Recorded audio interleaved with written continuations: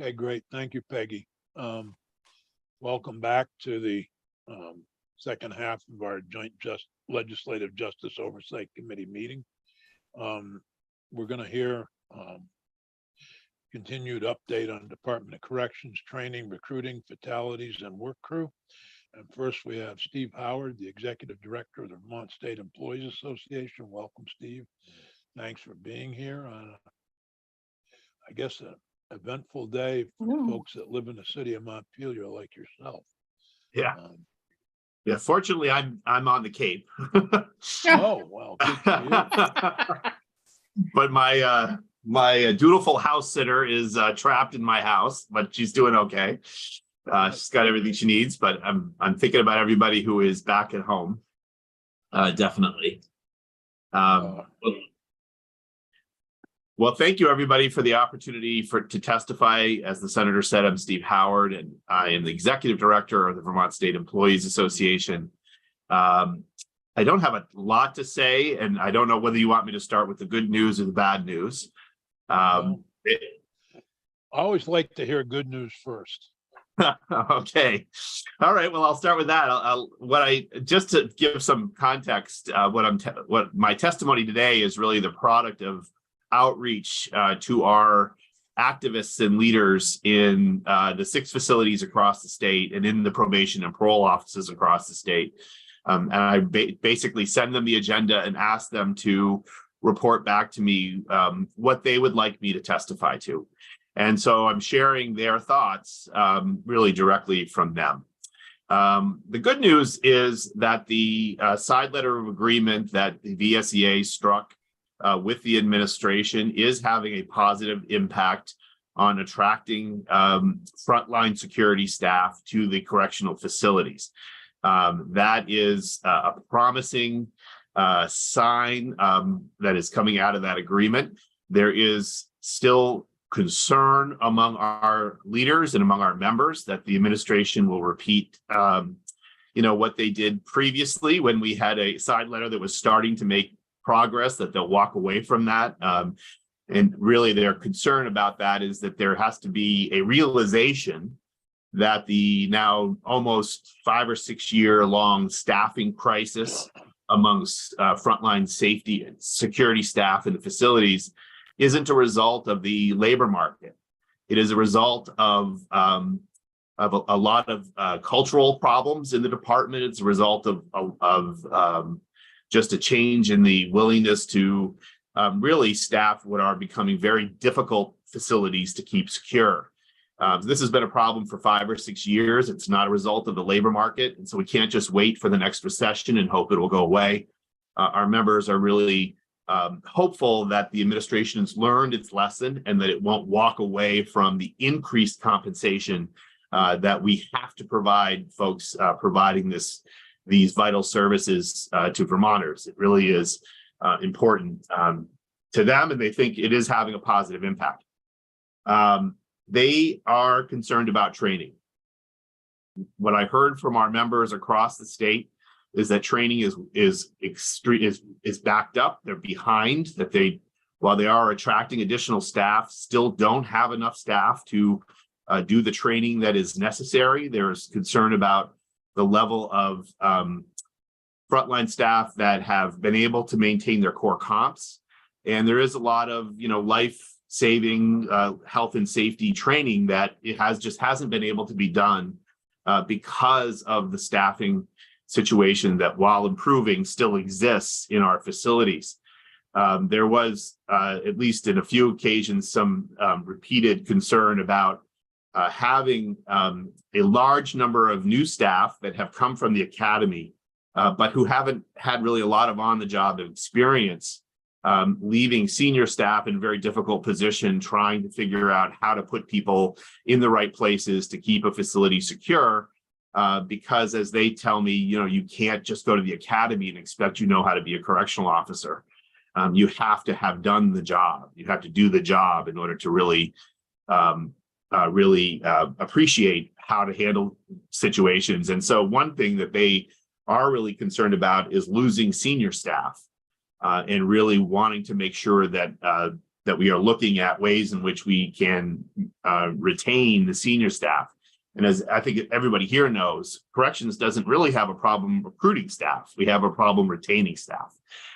So that is some of their real concerns about the training. I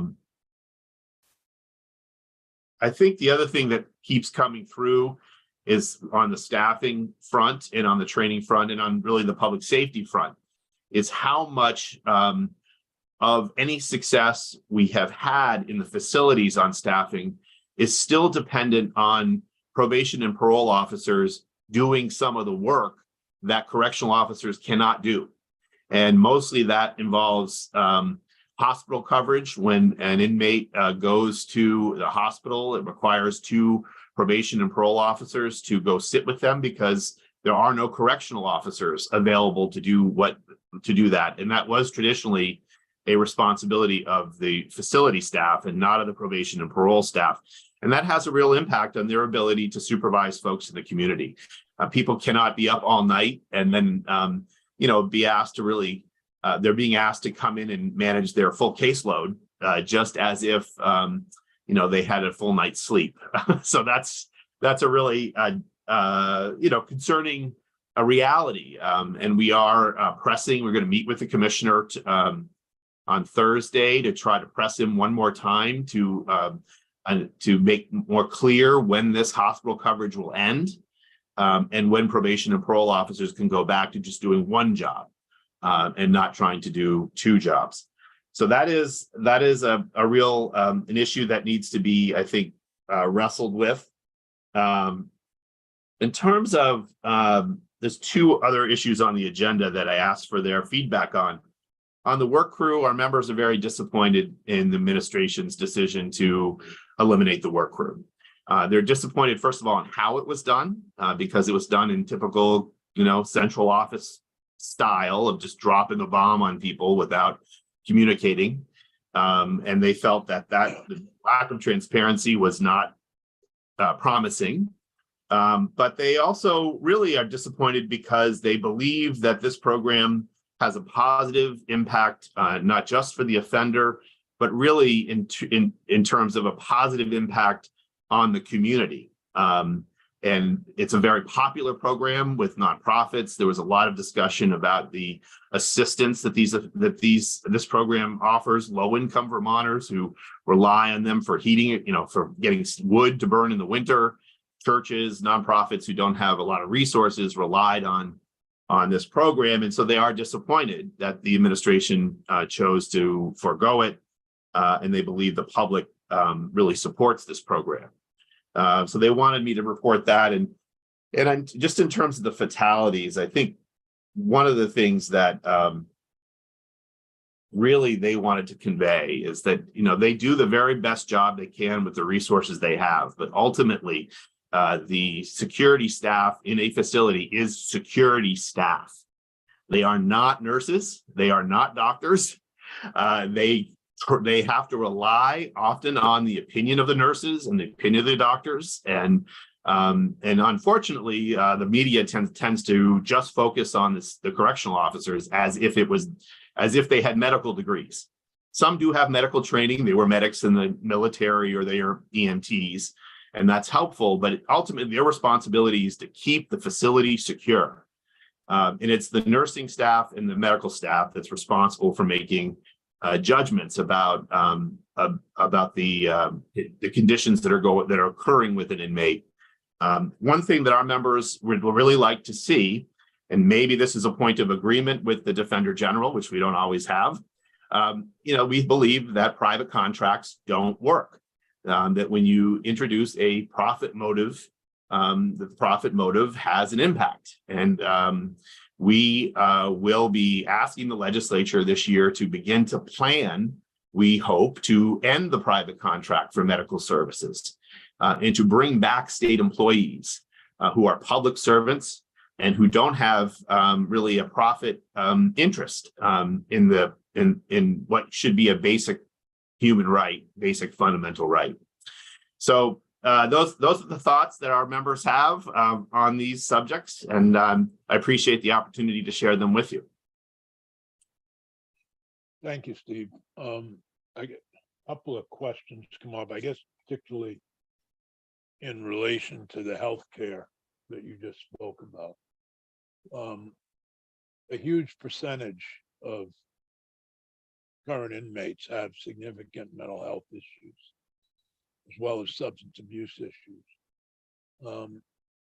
What kind of training, is that a problem in terms of training to deal with that? I realize they're not nurses or doctors, but they are the frontline staff dealing with particularly difficult folks. And I'm wondering if that's part of the training that you're talking about that's lacking. From what they have told me, yes, that some of that is some of the life saving training, and some of those trainings have been set aside as a result of the lack of staff, and in midst of the staffing crisis. I don't know if all of it has. I think some people have really, what they have said is that a number of our members are coming in on their very infrequent days off to try to catch up on some of the training, and they have many have received it previously, but they did express, Senator, a real sincere concern that some of that life-saving training has not been able to be maintained at the current staffing levels. As far as the work crew goes, the commissioner had some pretty startling statistics on the number of participants and the number of people who were sent to work crew but didn't participate, and they have arrest warrants out on them. And I think there's only 64 people on it, and some areas of the state are doing much better than other areas of the state. And so I hope that you will continue to work with the commissioner and administration on perhaps alternatives to the work crew program.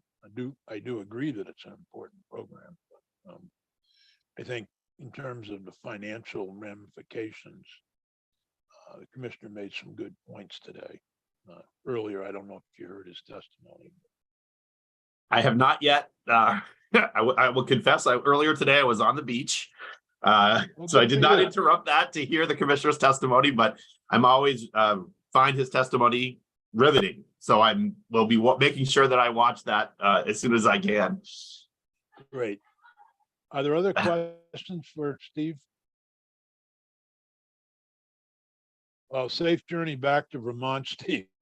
Thank you. There's a lot going on. And yeah, it's definitely, it's just reminds us how much when we have these incidents, we rely on state employees and public safety frontline staff to keep us together. So they're all, I know, working very hard to make sure people are safe. And part of the commissioner's testimony was on the exemplary work of the staff at the Department of Corrections to get to work this morning and get there. Some of them had real challenges to get to work, but they did, and all 6 facilities are up and running, and the testament to the staff. He did compliment state employees on that. All right. Well, thank you. Thank you. Okay. Take care. Tim Lauders Dumont is here to replace John Campbell. Good morning, Mr. Chair. How are you? John's testimony, I should say. I don't want to confuse people. John hasn't left. That's correct. He's dealing, and Tim Leaders Dumont, for the record, I had to evacuate Montpelier yesterday, and it's an incredibly grave situation in central Vermont. I know in other parts of the state too. So I'm not as prepared as I normally would be. I threw some clothes in my bag, and when I saw the water starting to creep over the Capitol grounds bridge area, we made the call to get out. John is currently trying to figure out what's going on with our building, which is on State Street, and working with our state's attorneys across the state right now to see what's going on in those buildings. I understand that the courts have suspended hearings for the day to ensure safety. And speaking first about work crew, I think I'll come back later to talk about the violence prevention work, maybe after Dee Barbic testifies later on. So I'll just talk about work crew. And we have met twice with the Department of Corrections, and the commissioner is correct. We're looking forward to finding some solutions. We do need a replacement for this tool, for this option. As prosecutors, we have to aim to serve the ends of justice. And for individuals on work crew, 99.5% of them, maybe 100% of them, are misdemeanor offenses. And so when you look at the number 64 individuals, and just talking about the need for the replacement, that could represent 200 cases, potentially 250 dockets. An individual might have 15 misdemeanor cases, and I have been approached by many defense attorneys, sometimes even a pro se defendant who will be aware of work crew. For example, in Washington County, there were some excellent local options for work crew. And they would want to say 3 to 5 days, 1 to 2 days, wrap up my disorderly conduct matter. And 5 years ago, the average was about 200 people active on work crew, according to some of the data. And so looking at the post-COVID environment as a barometer for the success of the program is not necessarily the best approach in terms of work crews utilization. They're also, during COVID, and we experienced this in Washington County, was sometimes a stop and go work crew. So they'd say, we have work crew this week, we don't have work crew. In Bennington County, Senator, I spoke with Erica Marthage, and they have not been offering work crew for a considerable amount of time. So in looking at some of the data, it's important to note not just the ability, but also access as to the programming statewide in terms of looking at that data. But we are looking forward to whatever that replacement is. And our state's attorneys are very interested in finding this middle ground, because there's an individual that comes in, for example, with a bunch of misdemeanors, and we should not be going to trial for disorderly conduct for a first-time individual. That person, and maybe they're not appropriate for diversion because they failed out. So now we're in this other circumstance. Maybe they're really not appropriate for probation because now you have a staffing concern that's much more intensive than work crew.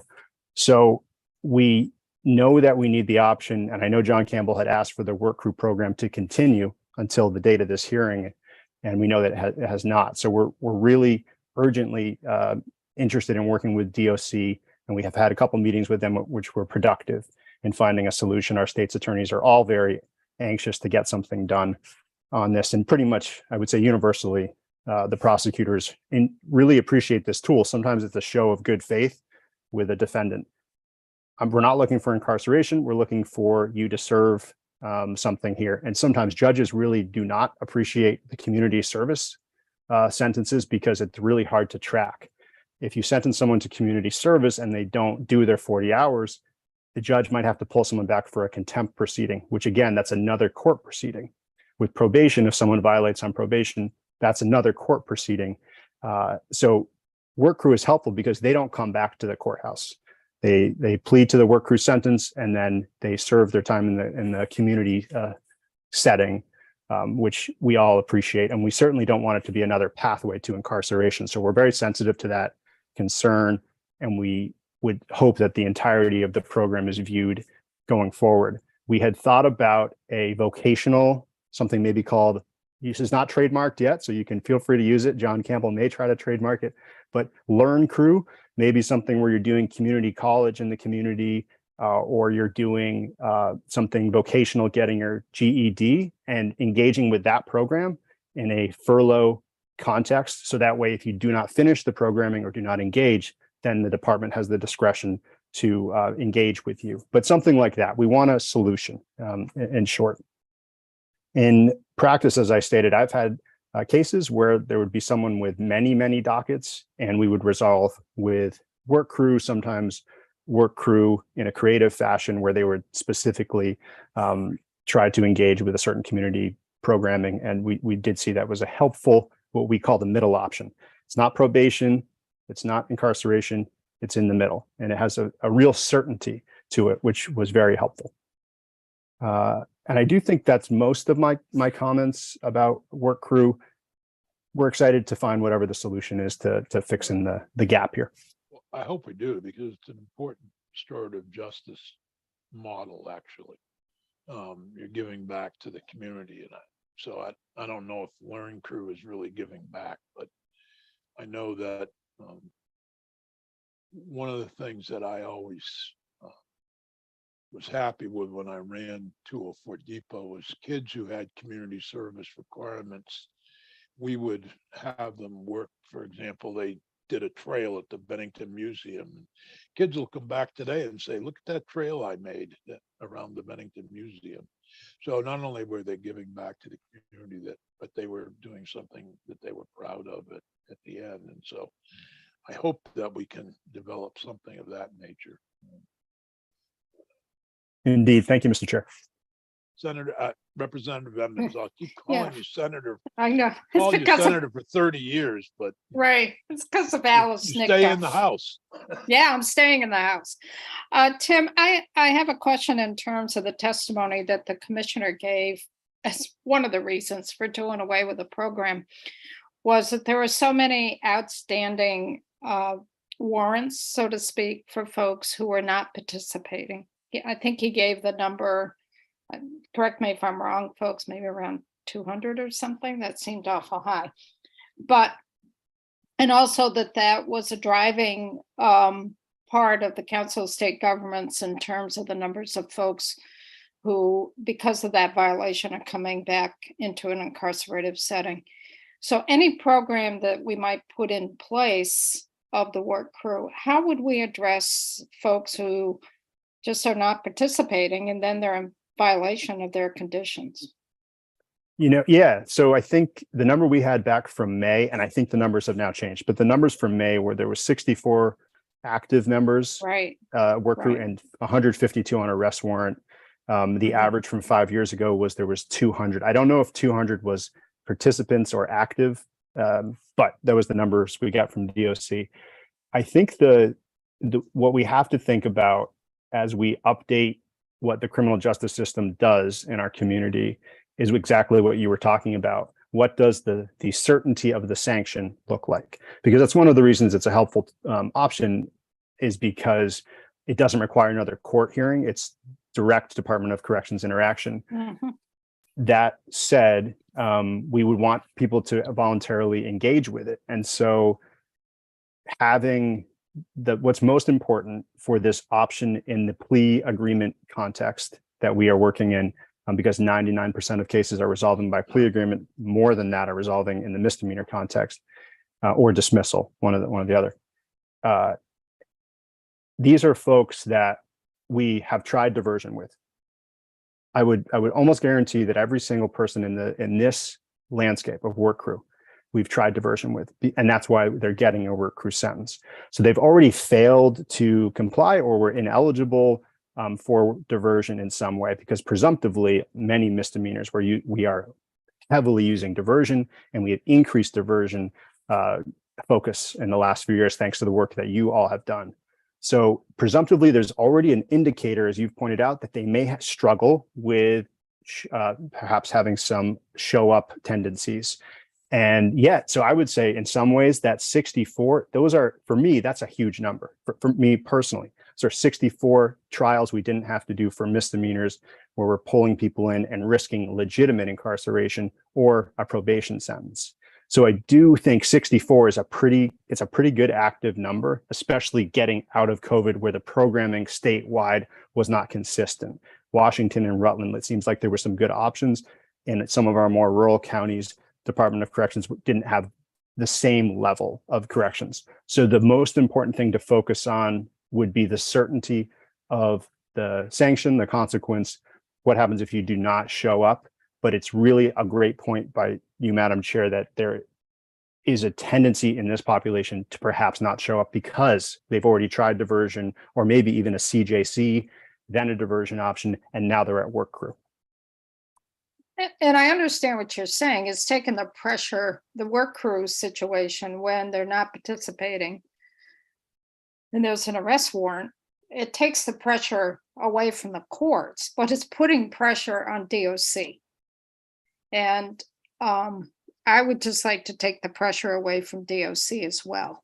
That's my focus. I agree with what you're saying. It takes pressure away from the courts, and whatever we put in place needs to accomplish that. But I think we also need to be cognizant.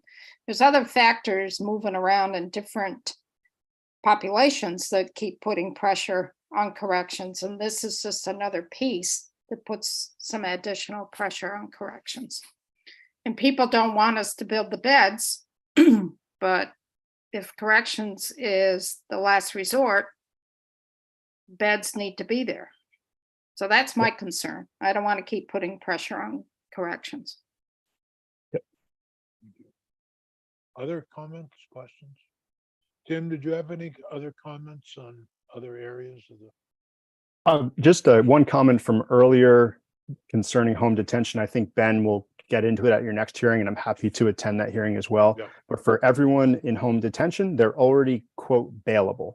So they've already met this initial, think about it like an entryway. They're already in the door of the bail universe, which just has to do with risk of flight, not anything to do with public safety. Once they're in that doorway, now they're in the bailable universe. And at that point, either the judge, the defense attorney, or the Department of Corrections can say, maybe this individual would be a good participant for home detention. At that point, the little b section kicks in, and the new analysis is now in place, the one that Ben outlined earlier, where they are taking into account public safety. But it's a little tricky, as you pointed out, Madam Chair, because it is you're in the bailable universe, which is just about risk of flight. But once you're in that entryway, now home detention analysis can start at the referral of the judge, the Department of Corrections, or defense attorney. Prosecutors may not make that referral. That's in the statute. It's just those three others. And we're certainly interested in the program continuing as another option for people receiving really important credit prior to the case moving forward, because the case might resolve with time served that they actually served at home. So I appreciate the discussion on it, and I did during the legislative session as well. Happy to continue to advocate for that. Should home detention be available to other criminal charges? I think opening up For example, domestic violence, if there's an agreement with the victim and an agreement with the network, for example. I would, under the program that Sheriff, I can't think of his name right now, had in Mark Wayne Anderson? County. Mark, No, Clark. no, Keith, it was Keith Clark. Keith Clark had in Wyndham County that I know some domestic violence cases were handled that way with home detention, and people were able to keep their jobs, et cetera, et cetera. So it really wasn't home detention, it was actually monitoring. right, the electronic monitoring. Yes. So my recollection from the legislative session is that the individuals currently in home detention at that time were really very, very serious cases because they're in the bailable landscape. So if you think about it sequentially, they might be looking at $100,000 bail because there was a risk of flight. At that point, the home detention referral occurred, and the analysis took place that this individual who's being accused of something quite serious is okay for that context. These aren't often, like, I wouldn't necessarily think that many misdemeanor domestics maybe even would potentially qualify, but certainly felony level domestic assault might be something to consider. But I would want to defer to some of the experts on domestic violence, certainly, and I know there's some on this call, but I think it's an important program because it allows for the time to be accumulating concerning credit, which is really important. Okay, thank you. Other questions for Tim? Tim, thank you very much. Thank you, Mr. Chair. And thanks for being here, and good luck with your situation in Montpelier. Matt Valerio with us. Matt is, I doubt Matt's in Montpelier.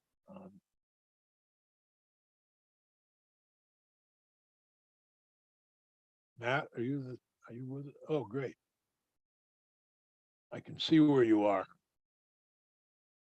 I'm here. Can you hear me okay? Yep.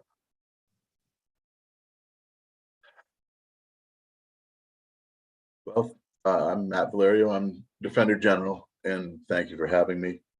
Um, I don't know where you want me to start.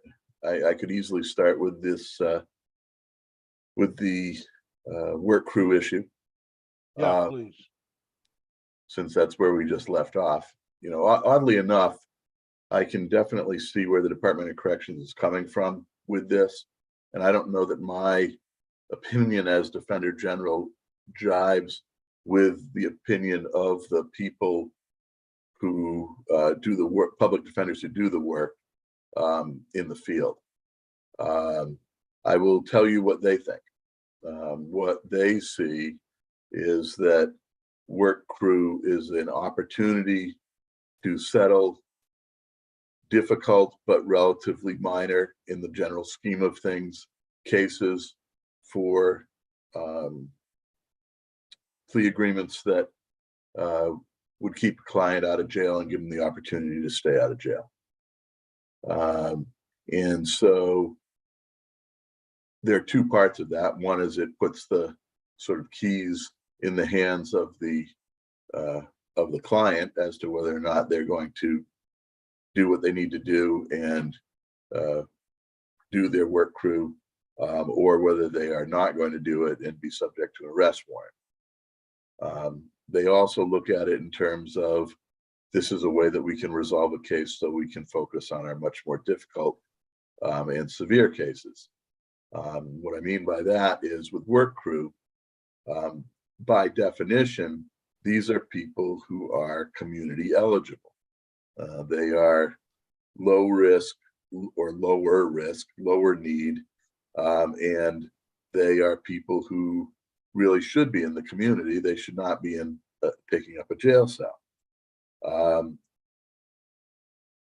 The reality of the situation is that if work crew doesn't exist, there's a likelihood that these same people are going to be referred to some sort of incarcerative sentence by state's attorneys. And if work crew did exist, 2/3 of them are going to end up on arrest warrant status anyway, because we just see that's a reality of the system as we see it now.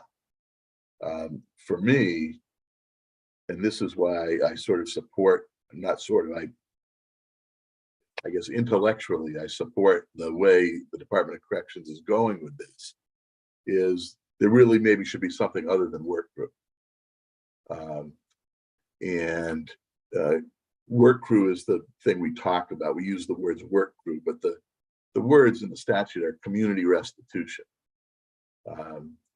What we want to have is people who are on the outside, who are acting pro-socially, that they are working, they are supporting their families, they are, if they have alcohol or drug problems or mental health problems, that they're accessing the treatment that they need, or if they have, training issues or whatever it might be, that they're doing something that is pro-social, pro-community, pro being a productive citizen. And since we've already determined, just by virtue of the fact that these folks are eligible for work crew / community restitution, we perhaps should be looking at a broader way for people to fulfill what we now call community restitution, whether it is, and I wish John Campbell was here to hear me agree. I don't always like his, his coining of a phrase, but I think he's got something here when he's talking about, the opportunity to learn or the like when you're out. So if you have a vocational need, or you've got something that is going to make sure that you become a productive member of the community, that making sure that you fully participate in that is something that would suffice as far as community restitution. If you've got somebody who has a job, I don't know that it is beneficial to that person or the community if they're mowing lawns in cemeteries when they could have been working, earning money to support their family. but I understand where all of this came from, the whole concept. I just think we probably have to broaden the idea of what community restitution is all about. And we also have to look perhaps at a different way of resolving it if people are not fully engaged in their community restitution. So it doesn't automatically mean they just end up in a jail cell, because it's a waste of very expensive resource to have someone who we've already determined to be community eligible taking up a jail cell when they don't show up to mow lawns. That there's a disconnect there that doesn't make a lot of sense. And I've talked at length with Commissioner Demo about this, and so I think conceptually we're on the same page. When it comes to management of the legal system, that's where I understand where the public defenders are coming from and their desire to be able to resolve these cases that are more difficult to resolve than others. And work crew is one of the ways that you can do that. So there are two sides to the story, but I think there is another way out of kind of the tangle here if we broaden the idea of what community restitution is all about, and we kind of drop the whole idea of work crew. Work crew brings up to me, it's not chain gangs on the side of the road like they used to have in the South, but it attaches a different mentality to it, and I think we've got to get away from that. If I were in the Department of Corrections worrying about a budget situation, the millions that it costs to implement a program that shows a 2/3 failure rate and a 64-person statewide participation, I would be looking to do the same thing as what the department is doing. Thank you. Any questions, Matt, about the work group? Matt, on the fatalities, your office is involved in every one of those, as I understand it, and Yeah. other serious incidents that occur. Right. We have been doing investigations on all of these. I'll tell you one of the biggest holdups for us, and frankly, I don't know always how the department gets to some of the conclusions they get to regarding any particular case, because the medical examiner's office is so backed up, we don't have autopsy reports on a significant number of these cases, more than half right now. And I checked with our lead investigator on that, and that is something that has been holding up kind of the finalization of a number of these investigations as to particular individuals. That having been said, there are things that we have learned and that we have from the aggregate of the investigations, even if all of them aren't complete. One of the things that has become apparent in these is that Department of Corrections staff, once a acute medical situation or self-harm situation has been identified, is really good at responding quickly to the incident.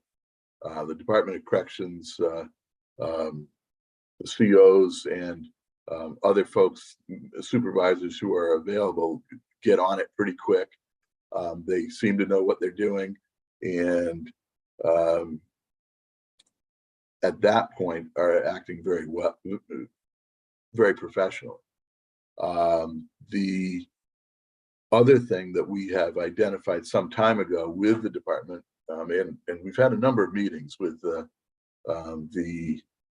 commissioner and myself and a select couple of folks from the Prisoners' Rights Office whose job it is to do these, do the fact finding for these investigations, is the Department of Corrections is doing a much better job of screening people on the front side for people who might do self-harm, people with mental health issues, and the like. I don't know that I could have said that 2 or 3 years ago. I do think that that is something that has been a direct response to what to the meetings and agreements that the commissioner and my office have had, and we're very pleased with that. The downside is honestly the medical response to these acute incidents is mediocre at best. There are times when it's awful, just terrible. And there have been a number of things that we have identified during our review of video and having video and the like reviewed by medical providers that the medical contractor and the people who were the nurses and the staffing that were on site at the time had no idea what to do. They didn't know how to use equipment. The equipment wasn't maintained. And luckily, some of the COs actually had a better handle on what was going on. Now, ultimately, when the EMTs arrived on scene, they were doing the best they could to assist the people involved. But this boils down to something that's been an ongoing issue in the 22 plus years that I've been Defender General, which is I don't know a way around this medical contractor situation. It is because what ends up happening is you get a new administrator in, maybe with some new ideas or some new ways of handling these situations, but ultimately they end up hiring almost all of the same people to actually do the work on the ground as the prior medical provider. And there might be a couple of changes here or there, and I understand that. But fundamentally, we have a problem with the provision of the acute medical response in the facilities through these contractors. That is separate and apart from kind of the general medical care, and there are issues with that as well. But our review of these particular deaths and the self-harm incidents are that in general the response has not been good, and it, in my view and in the view of our reviewers, is that it tends to fall on the contractor. Now we have a new contractor that came in and replaced the one that had been there during the pandemic. Came in relatively early on in the process, and I remember having the discussion with then I guess interim Commissioner Baker about the the openness and the transparency and the like that was going to happen. That really just that did not happen when it came to the medical folks. That is something else I would like to note, is that with Commissioner Demmel and we have had much better responsiveness to our requests for information, much better responsiveness and openness and transparency, so that we can kind of get at these issues that have been plaguing the medical and acute care part of the Department of Corrections when these incidents occur, and I'm very appreciative of that. So I think we're making progress on the issue because we're actually able to identify in aggregate the things that we can work on, and the department and my office are actually working on, and so that's a good thing. The downside is we have a new company in, which is great, but it's the company that we had 2 companies ago, and some of these same issues were present during that time. So I am always, and I think I have to be skeptical, and my experience has showed me that I have a right to be skeptical of about what's going on with the medical care and the like, particularly in these acute situations. But we're very new in the with the new contractor, and so I'm going to, I can't pass judgment on that right now until there's another incident. And by the way, these incidents, these are going to occur in the normal course of things. It's not, it's, it is as the commissioner says, it is a difficult population. You've got people with mental health and lots of substance abuse issues and the like, and that would give rise to these sorts of problems. You need to plug that in. Oh, you can. Oops. So if there are any questions, I'm happy to take those. You wanted me to talk some about the backlog situation? Yes, if you would. I have to say this year has been far and away the most challenging that I've had in recruiting and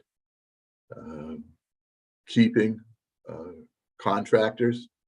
And in fact, we're not going forward, we're going backwards when it comes to this. Typically, I have all of my contracts in place by July 1st, and usually it's a month before July 1st. That is not the case this year. And the concerns that I have are really that some of my holes are in the biggest areas of the state. The two areas where we have pretty healthy caseloads, obviously Chittenden County represents about 39% of the state caseload. And Washington County is also big. I have not been able to fill a 1/5 primary contractor, conflict contractor in Washington County. I've also lost a contractor in Chittenden County and another one in Windham County, which the Windham County one has always been a problem for me. But to have problems in Washington County and in Chittenden County is a huge deal. The other thing is that I have had about, in the major counties, I've had at least a 1/3, it may even be about 40% turnover in contractors. And that doesn't mean that that there are new lawyers out there where I am adding contracts or adding new contractors. What I've actually had to do is kind of shuffle the deck chairs or not even shuffle them. Well, some shuffling, but I've had to make bigger deck chairs. How about that? The ones who we have left have taken on more of a load than before. And so we have less lawyers who are ready, willing, and able to, and willing being the big word, to take on these contracts all at a time when we have a big backlog in the state. And in some counties, we've made some progress. Unfortunately, they're in the small counties. Lamoille County, we've made some good headway on reducing the backlog. I threw extra resources in there, added some caseload relief contracts and an additional attorney. But in other counties, we're going backwards. And unfortunately, we're going backwards in the big counties, not the small counties. So we're in a position now, and I've said this before in various committees, whether it's in the judiciary committees or the appropriations committees, that 20 years ago, if I had put out a request for contracts in these counties, or even to hire attorneys in the staff offices, I would get 100 responses. And I'm not exaggerating, 100 responses. In Chittenden County, if I were recruiting for a lawyer, I'd get 100 applicants. And now I'm getting 4 or 5. And they aren't licensed. You know, they're maybe in other states and they want to come to Vermont. And so we're waiting months to get them online. I'm having some frustration, honestly, right now with the licensing office at the court regarding somebody who's fully licensable. But there were time frames when regarding moving and the like, and the time frames expired, and so now that person has to start the process all over again. And even though the full application had already been filed, and they won't waive the rule because for no apparent reason that I can figure out. But I have somebody actually willing to do the work up in Chittenden County, and I can't get them licensed, even though they're fully qualified to be licensed. That's, court bureaucracy. The bottom line is, though, that we really don't have the lawyers who are willing to do this work anymore. And it is falling on less people to do more work. And it's not even about money, because we have significantly increased what people are paid, and they just don't want to do this kind of work. And it is, so it's a little bit discouraging. Not that I ever really get totally discouraged. I just put one foot in front of the other. But it is it is something that has been building over a period of years. I didn't know what was going to happen coming out of the pandemic. But people have taken new stock in like what they want to do for a living, and representing indigent criminal defendants in a stressful court situation where demands from the judiciary and from the clerk's offices and from their clients have made it so that basically the work for some people is intolerable, and they won't do it. And so I don't have great hopes for making significant progress on this backlog in the coming year.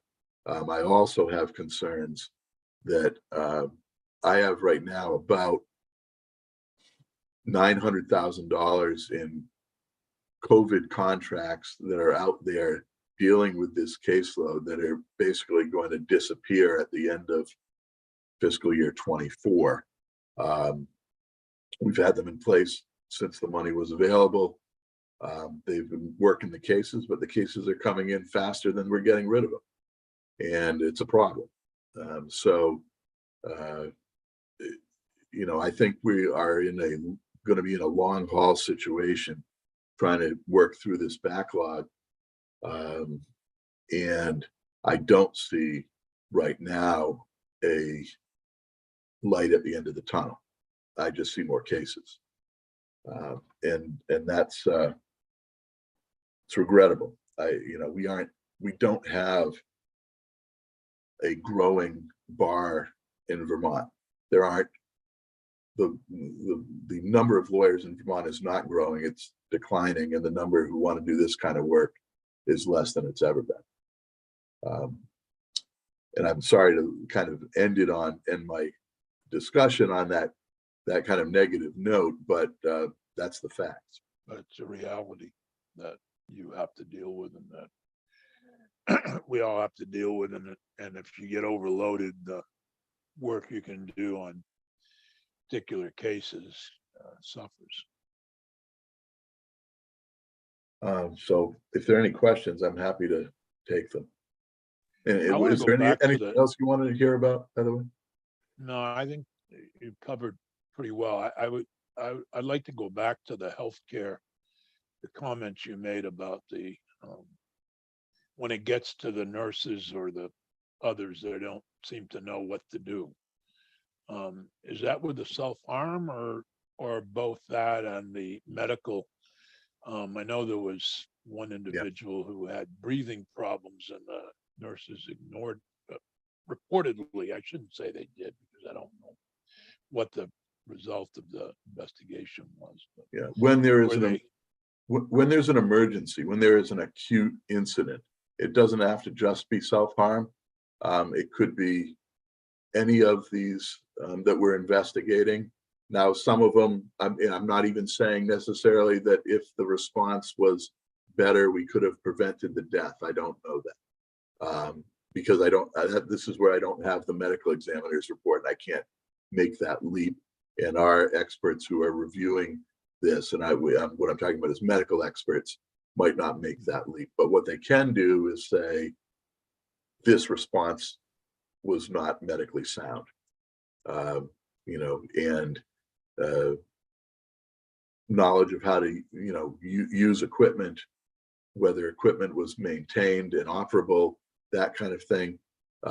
Those are things that we see more than once during these situations. It's not an isolated incident where it's a problem.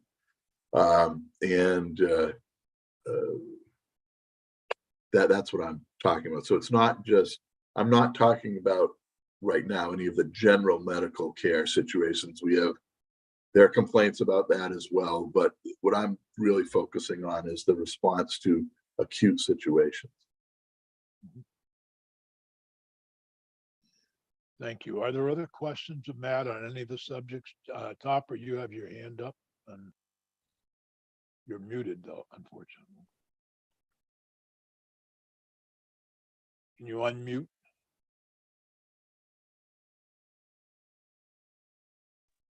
Yeah. Okay, thank There you. we go. I want to get back to the healthcare situation as well. And it appears from what we've heard that this has been going on for a while now. My question is, in this current contract, I wonder if there is anything that is in that contract that's going to put something in place to correct the problem of not providing proper acute health care.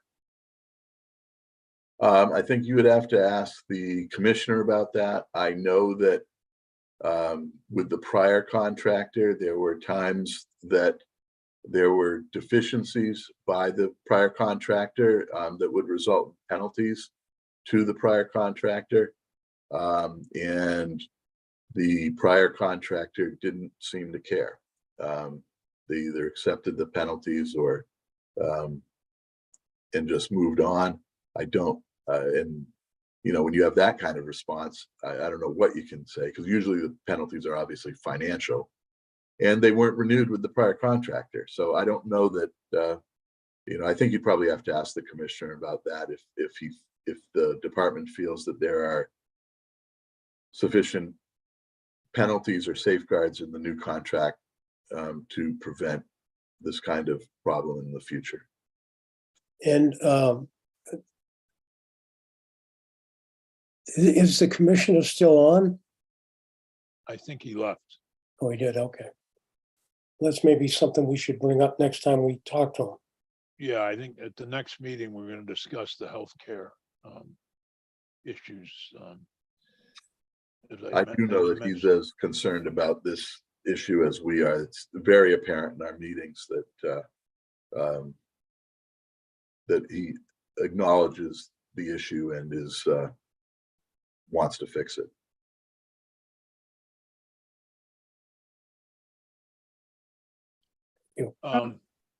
Matt, Representative Emmons, did you have a comment? I just have a question. And you mentioned, Matt, that some of the equipment may not be up to date or may not be functioning properly.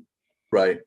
Who has responsibility for that? Is it the contractor or is it DOC for the In a equipment? couple of incidents that we identified, and I'm not going to name names off the top of my head and mess it up, but I can generally tell you, for example, in one incident,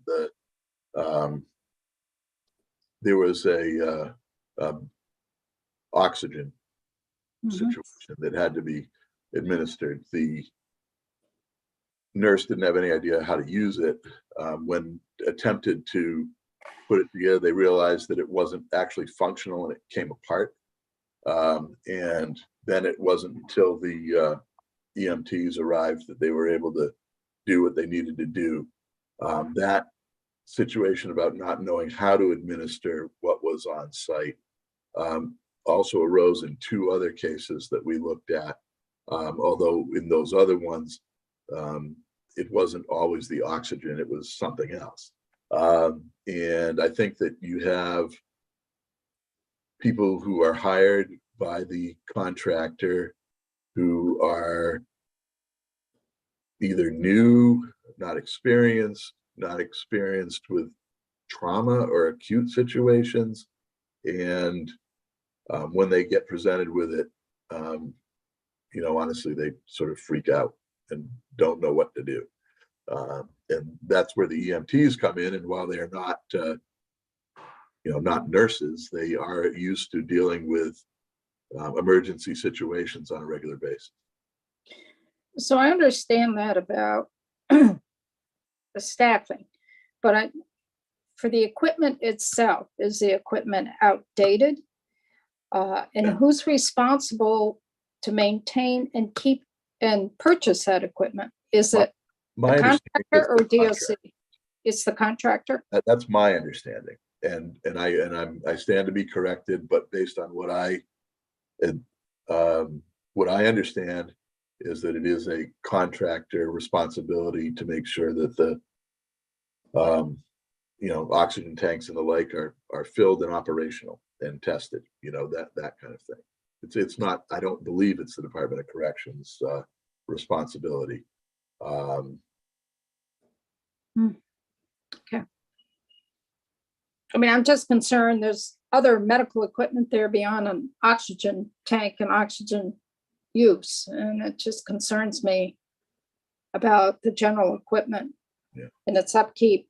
And Yeah, I mean, that's one of the issues. We had, as you know, we've had a number of deaths and self-harm incidents.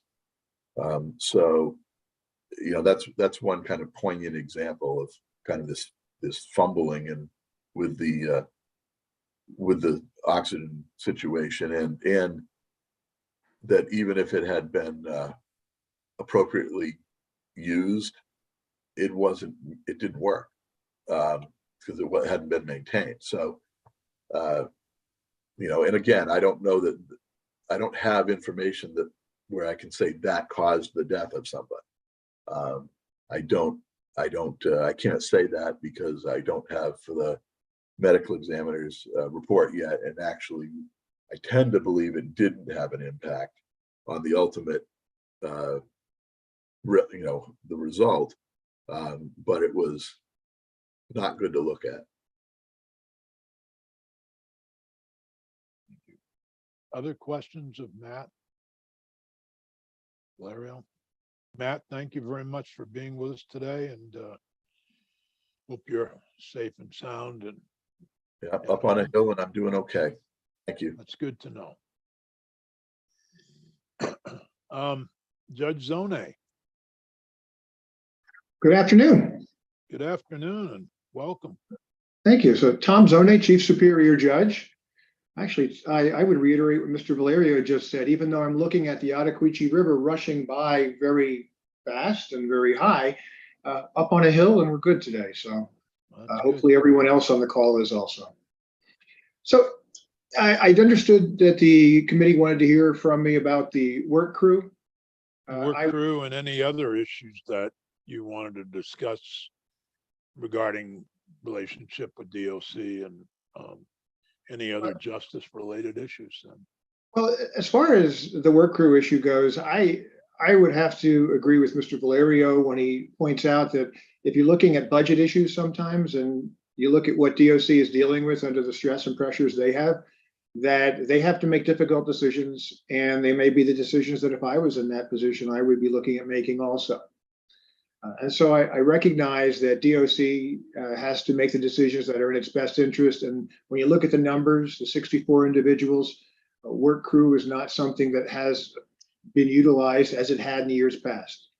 Is that attributable solely to the pandemic? It may not be. What I can say is that the courts will and the judges will utilize whatever the available tools and sentencing options are when we're addressing cases. Work crew is and has been one of those approaches that has been valuable.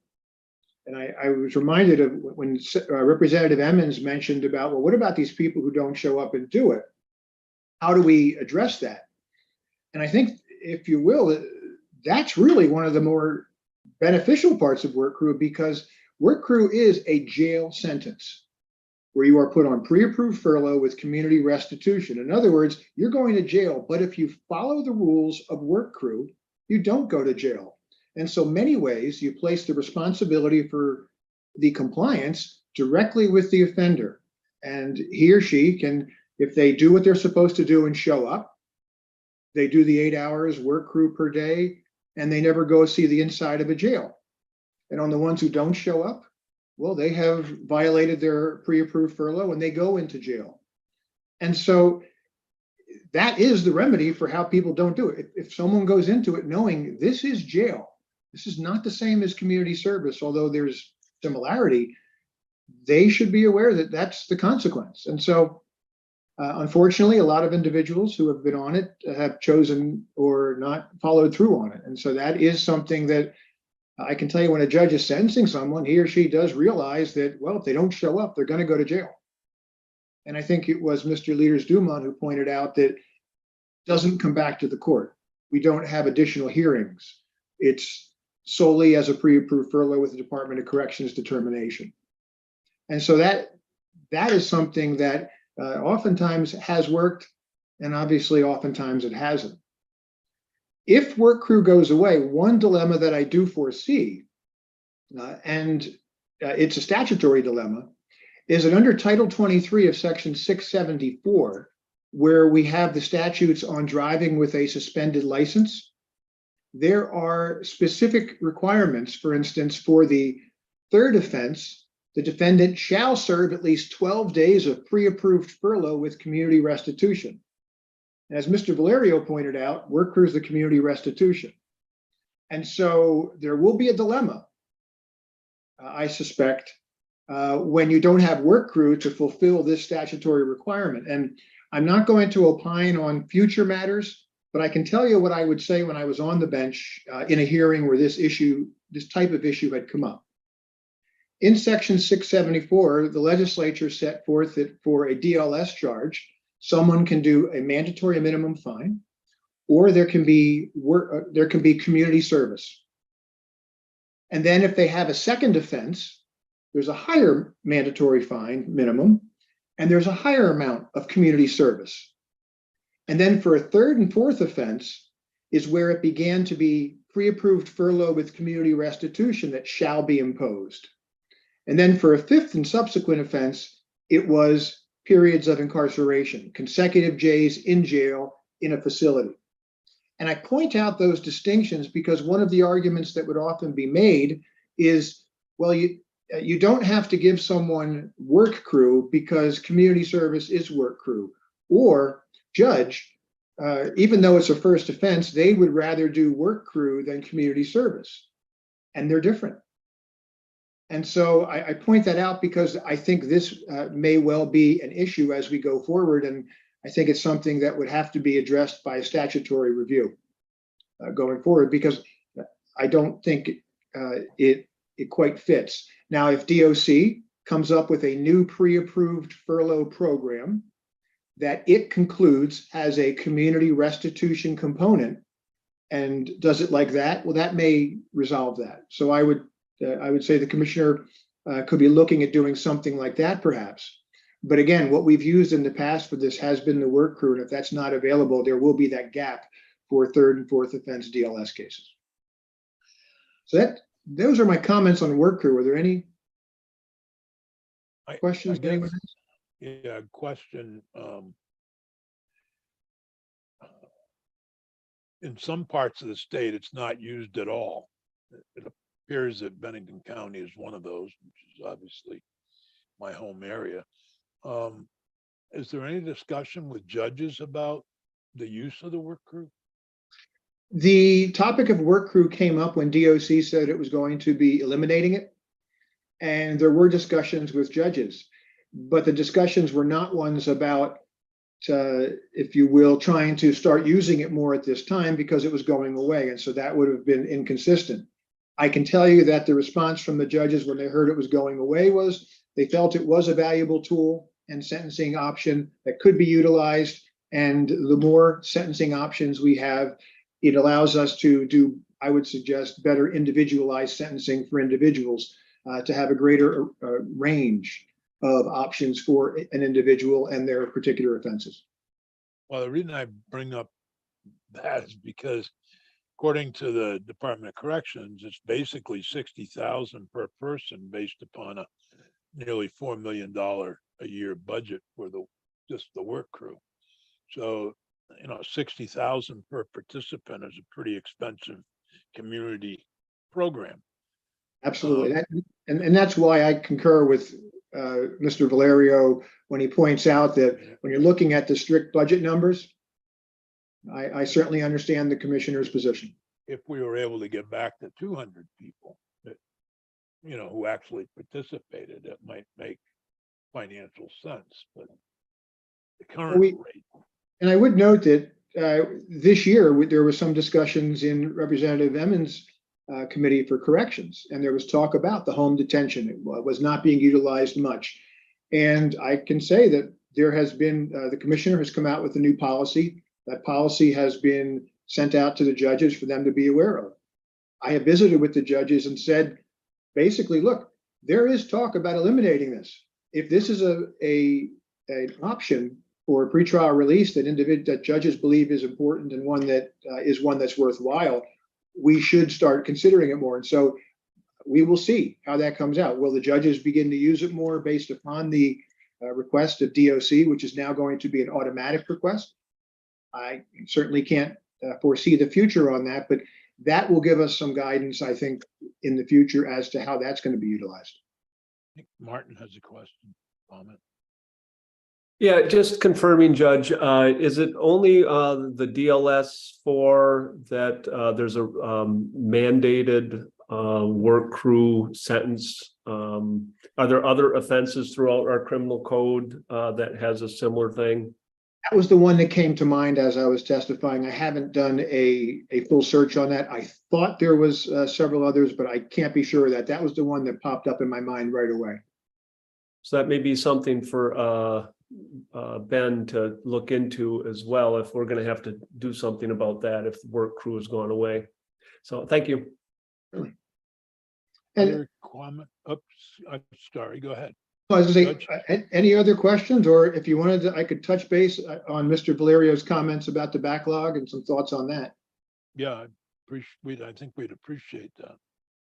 Well, it's interesting when you look at the backlog, because what I heard Mr. Valerio to be saying is and I think Senator Sears, you touched on this too. There's a point where basically I think we need a balance. If you have attorneys that are being pushed too hard to resolve cases, and we don't have enough attorneys to resolve cases, it becomes problematic.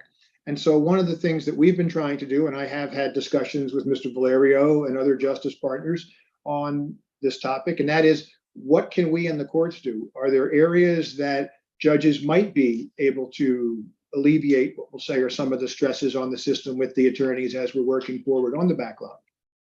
The judges are trying to move the cases.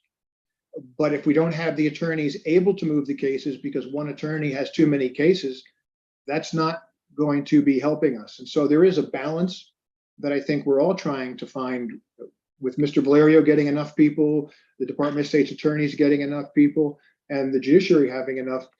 We're trying to find how far, where is that line that we can have people reasonably respond and get cases addressed.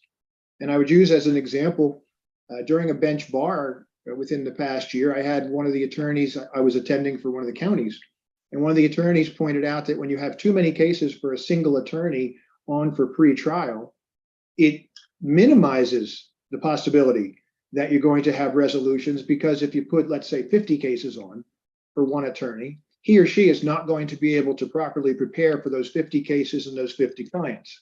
Whereas if you put 10 or 15 on, there's a greater chance that they might be able to resolve those cases because they'll be able to talk to the clients and or the state's attorney as far as resolution.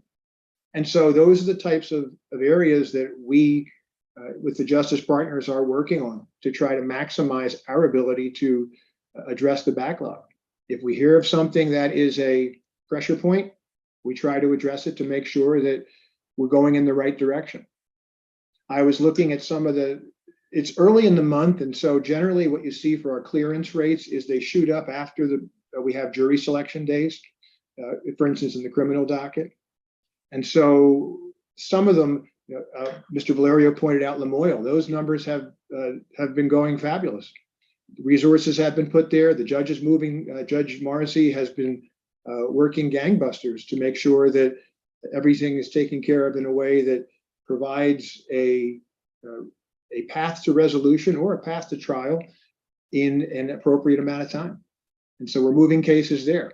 I checked today, as of today, for the month of July, our civil clearance rate is over 150% in the state. So those cases, at least at this point, are moving. And so we keep an eye on those statistics, but when it's all said and done, we need to respond to, I think, some of the pressures that Mr. Valerio talks about, the demands that are being put on the attorneys and are being put on the courts. Thank you. Are there any other questions for Judge Zone? Judge, thanks very much. And Thank you very much. we'll see you soon, I'm sure. All right. Have a safe day, everyone. We're kind of switching topics here. And this is an update on the Governor's Safety Enhancement and Violence Prevention Action Plan. And our first witness is Dee Barbic, who is the Director of the Violence Prevention Task Force. Dee, welcome to Joint Justice Oversight. Thank you, Senator, and thank you everyone for taking the time to listen to a little bit of where we're at with the Violence Prevention Task Force and the work that we've been doing to date. I'm going to just share my screen here.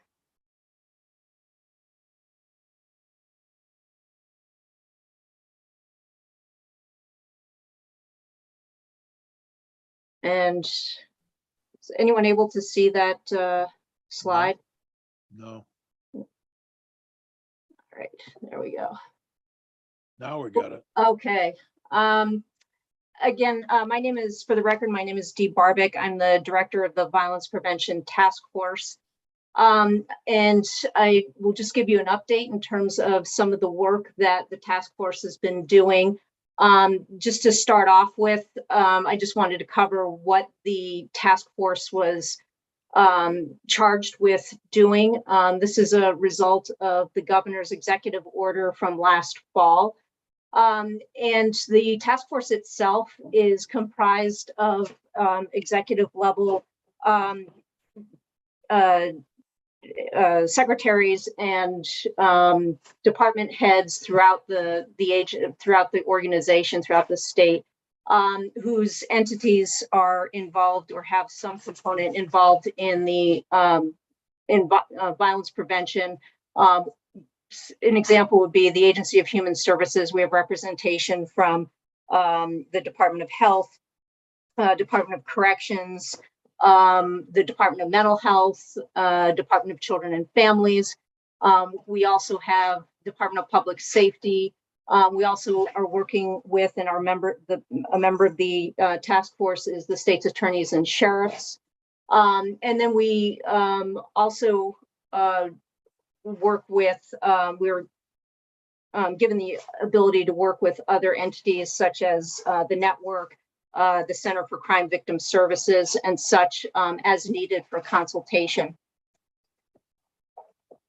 My position, I'm tasked with working very closely with the Agency of Education in specifically on school violence, working on establishing behavioral threat assessment teams within our school districts and supervisory unions, ensuring that schools have a well-developed and updated emergency operations plan, that they're have visitor management systems and access control is in place, that they are conducting options-based drills and fire drills as directed through guidance through the Vermont School Safety Center and the emergency management and the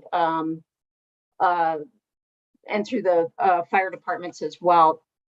I worked I'm charged with working with the Attorney General's office state's attorneys and sheriffs, and the departments of mental health to maximize the use of what were our current ERPO laws. And as you know, that law has changed a bit, but I was tasked with working on enhancing those laws, and I will go into a little bit more detail on some of the work that we've done related to ERPO training. Progress to date, our task force meets regularly, usually on average 2 times a month. Again, I mentioned the entities that are involved in the task force.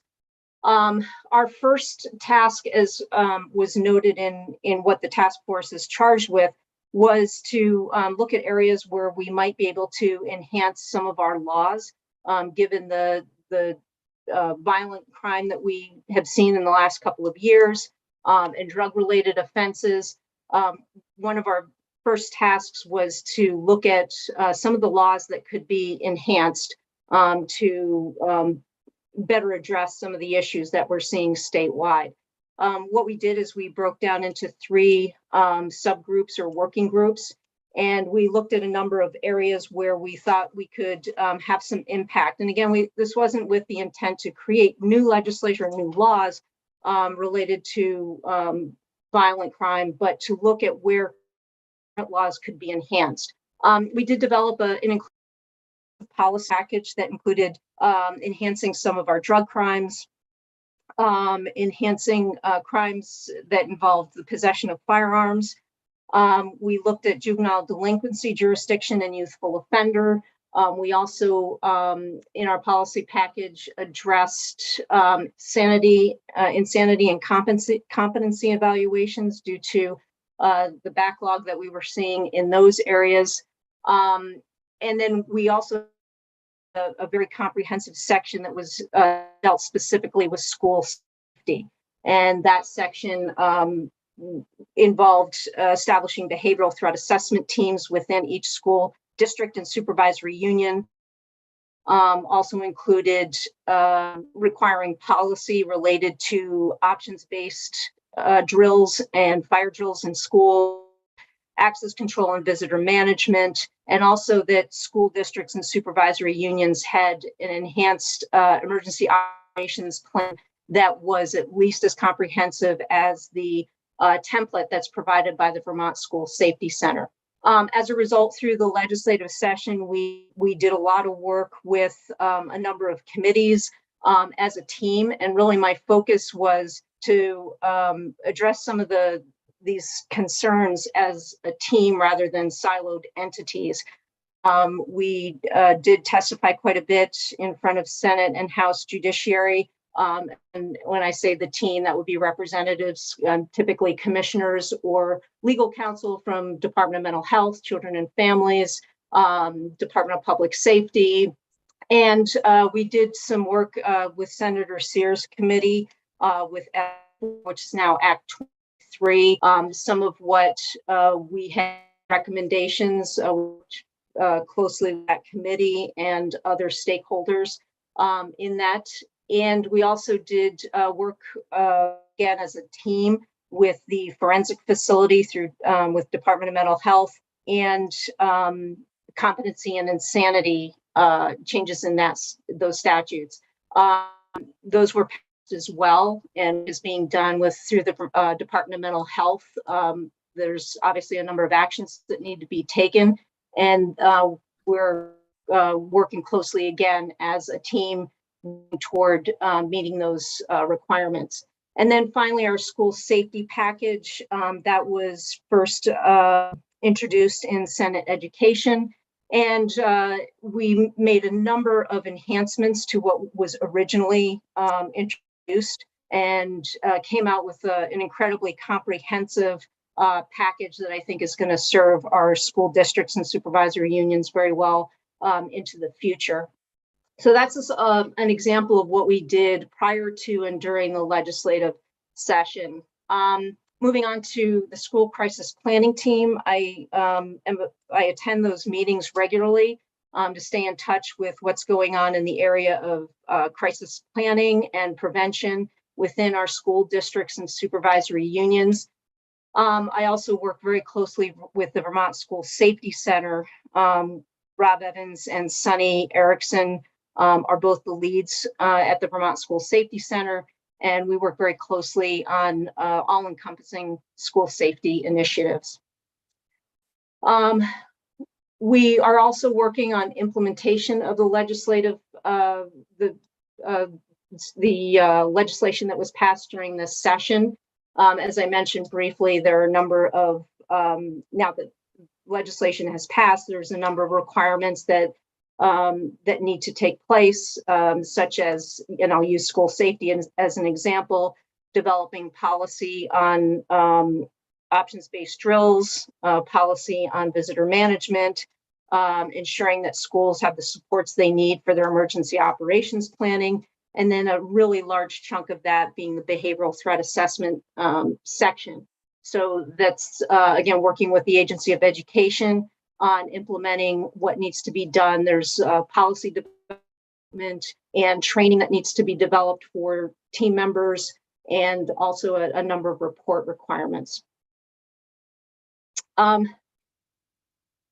We also working, or will be working quite shortly with the Department of Health on the Community Violence Prevention Grant. This was part of S4, which is also Act 23.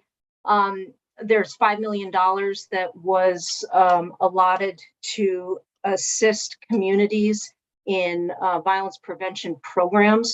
And so the Department of Health, the Commissioner of Health, Dr. Levine, is charged with basically overseeing that, but it is in consultation with myself, the Director of, or the Commissioner of Public Safety, the Director of the Office of Racial Equity. So we will be working with them as that begins to take form. And I did touch base with Dr. Levine a short while ago, and they are still or completing sort of the mechanisms in place within the Department of Health in terms of how that's going to move forward. So that will be on our plate as well. As you are probably well aware, we had a fairly remarkable school swatting incident in February.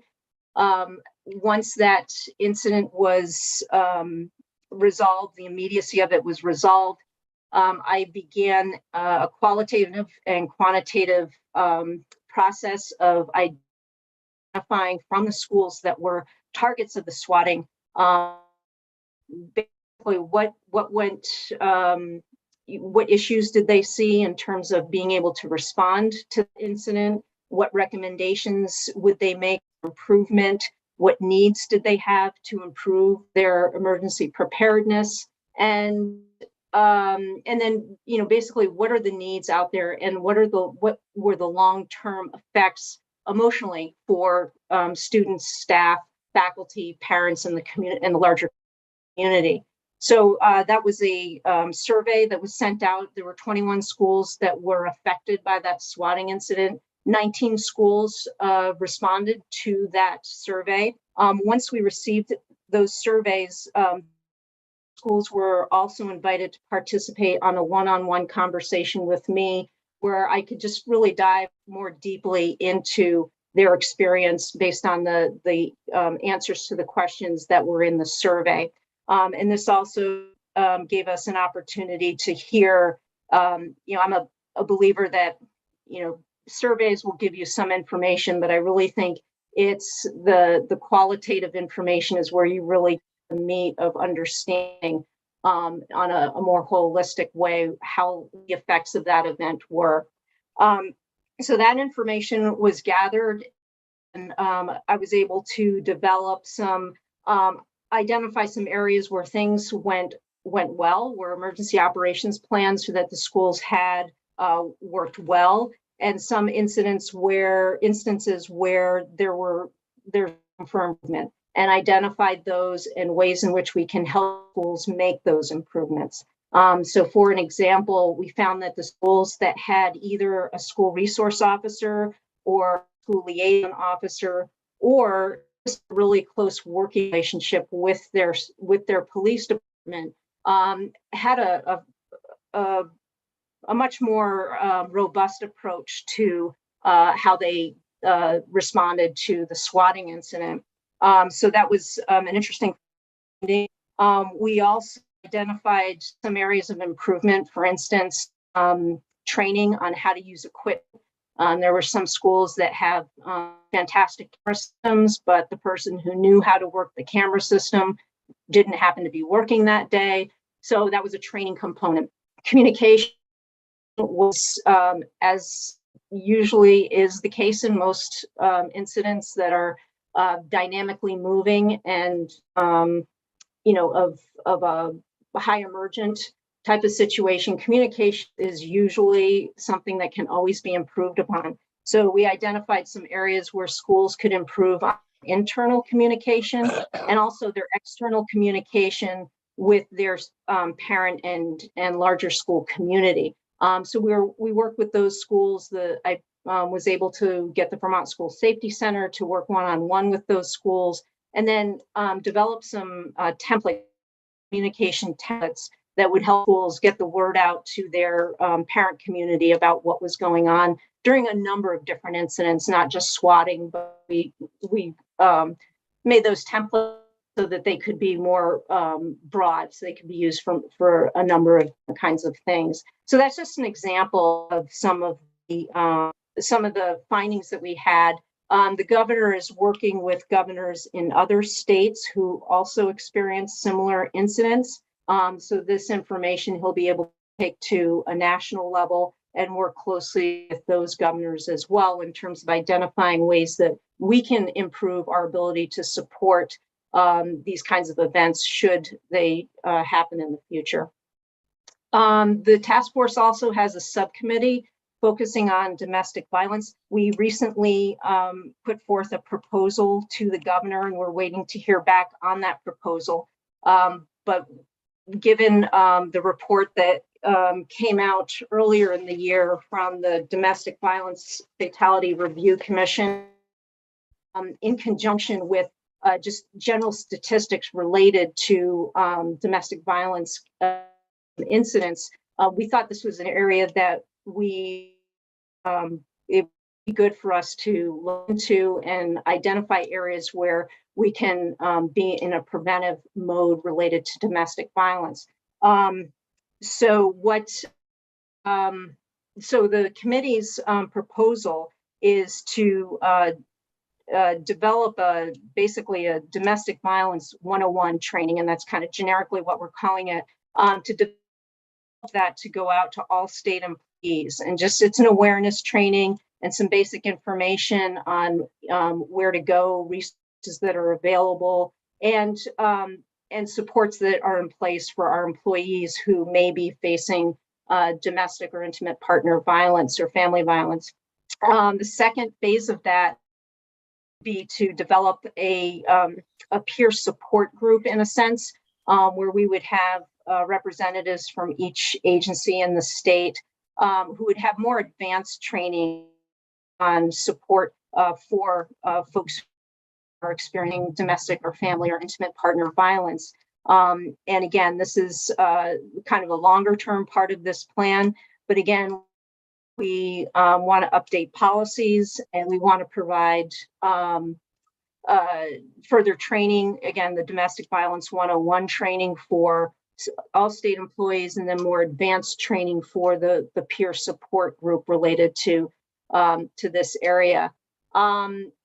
We're working closely with the network and also the Vermont Center for Crime Victim Services on looking at what trainings would be available. And the goal really is to use this as a model for other employers throughout the state. And, again, leading by example in terms of supporting folks who may be experiencing these kinds of situations. Next is in regards to ERPO's extreme risk protection orders.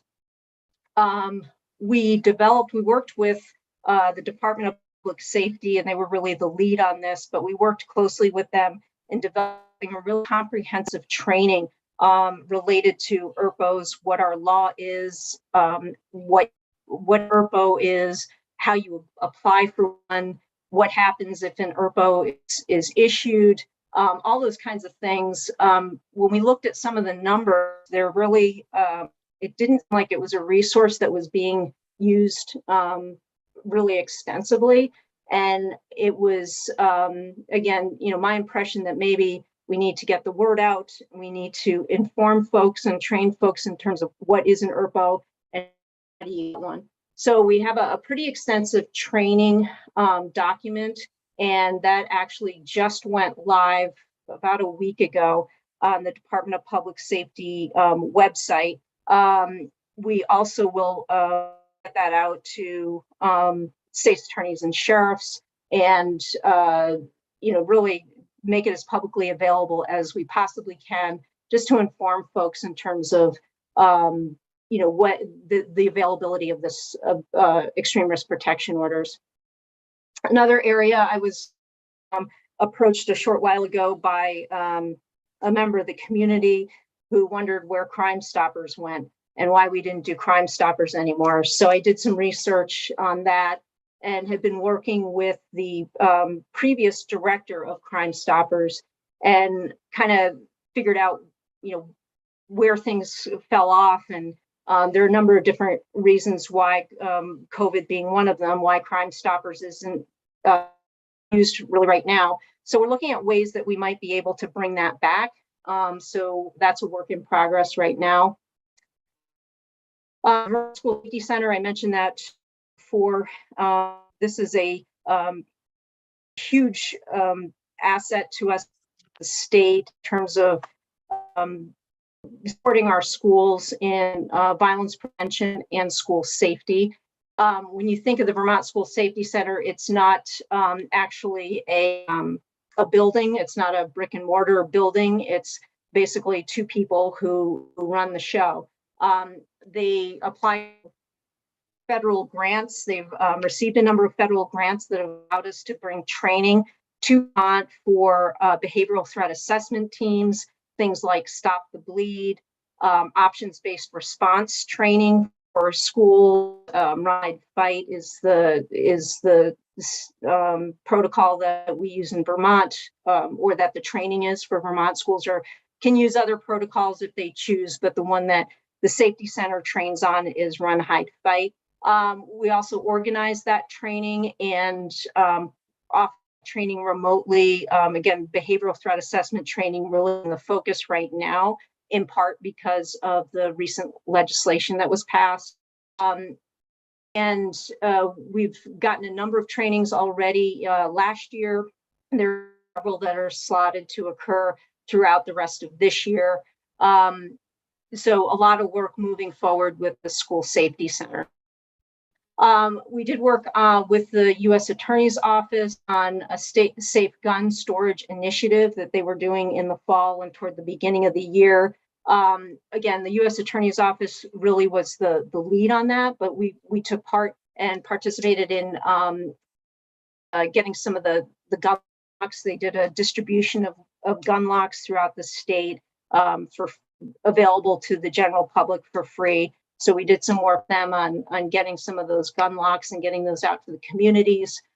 They also did a PSA and also identified 8 federally licensed firearm dealers that agreed to participate in this program. They will store weapons for free for folks who feel that for a variety of reasons they do not want to be in possession of their weapons for a period of time. So it's a safe storage option for folks. And then finally, the Public Safety Enhancement Team, which I take part in those meetings, and I have been part of some of the summit work that has been done in the communities. This is really an initiative that's headed by the Department of Public Safety and the Agency of Human Services. So Commissioner Morgan and Deputy Secretary Delos really are running the PSET, but we do take part in that work. And I know that Commissioner Morrison was initially scheduled to be here today to present more in depth on that. And due to the flooding, she wasn't able to be here, but we do participate in the PSET work as well. That's kind of an overview of what we have been doing to date, and I will open it up if folks have questions. Other questions? I have a question, Senator. Go ahead. Yeah, thank you very much, Dee. That was very thorough and very helpful to see all the things that you've been working on. With respect to the ERPO, I have looked at that guide. It's pretty comprehensive, certainly. Is there what's being done as far as community outreach for people to be aware of the ERPO option? Yeah, so we put that out on the website, the Department of Public Safety website, and we're still working to get that out to greater community. Right now, well, as of last week, we were trying to get it out like on Front Porch Forum and community places where community members would be readily available to them. So work is still being done with that. You know, our hope would be that other police agencies would post this on their website as well. And I think Commissioner Morrison is doing some work in that realm. But really, we are looking at any option that we can find where we can get this information out to the greater community. Great, thank you. Other questions? I have one, and Dee, thank you very much. A very thorough presentation on what y'all are doing. I might add that we intend to continue to work on some of the legislation that was introduced this year. Obviously, the competency and so forth is part of a report coming to this committee, and we're going to be looking at that as well. So, can you expand a little on the public enforcement task force, or where the Department of Public Safety is taking the lead? Sure. Please. Sure. The Public Safety Enhancement Team. So this actually began prior to my being in this position, and I joined in within a couple of days, I think, of starting this job. Basically, the Department of Public Safety and the Agency of Human Services is working collaboratively with communities that are experiencing violent crimes at maybe a higher level than some of the other communities, and using data from police calls of service as well as other metrics to identify areas that we've been calling hotspots, areas where we have a lot of involvement with certain specific communities. And then when we've identified those communities and reached out to them and said, we'd love to work with you in identifying what are some of your very specific problem areas of focus, and what can we do to basically bring state resources are there, but basically connect those state resources with the needs of the community. So we started out with Bennington. The second community that was onboarded was Brattleboro about a month or 2 months maybe now ago. And Jim Baker, who was the previous director of the Vermont State Police and also previous interim commissioner of the Department of Corrections, he's working as a consultant to work closely with these towns and developing focus groups. And within those focus groups, they're identifying what their key concerns are. So, for example, in one community, it was vacant buildings that seemed to attract a lot of illegal activity.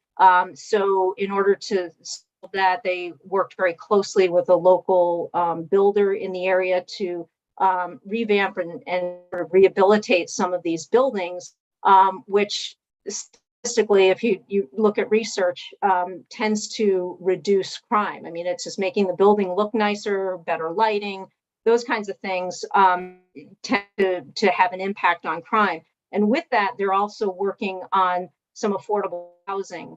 So that was an example of making the connections for the community. And that's just one example. Some communities, one community identified that one of their biggest problems was transportation.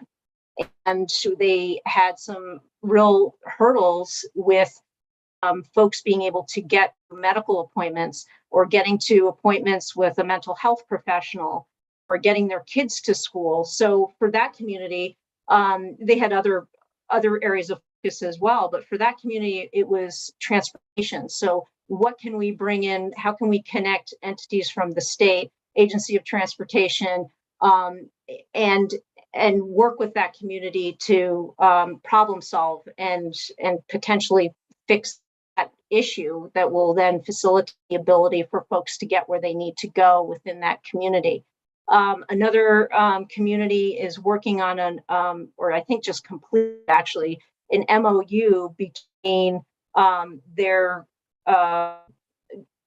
have a number of designated agencies for mental health, as well as folks who are experiencing drug addiction issues. And the MOU is between those agencies and emergency responders. So if an emergency responder, whether that be a paramedic or a EMT or law enforcement, goes to an incident where somebody has overdosed, with that individual's permission, they will bring somebody in from the designated agency or professionals, counselors on drug abuse and drug misuse, to meet immediately with that individual and provide them options at that moment in time, whether it be at the scene or at the hospital, depending on whether that person is transported, refuses transport, or goes to the emergency department.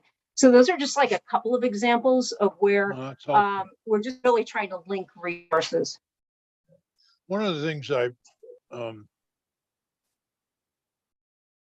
recent conversation I had with the people from the Council of State Governments Justice Center indicated that a major deterrent to crime is the likelihood of getting caught.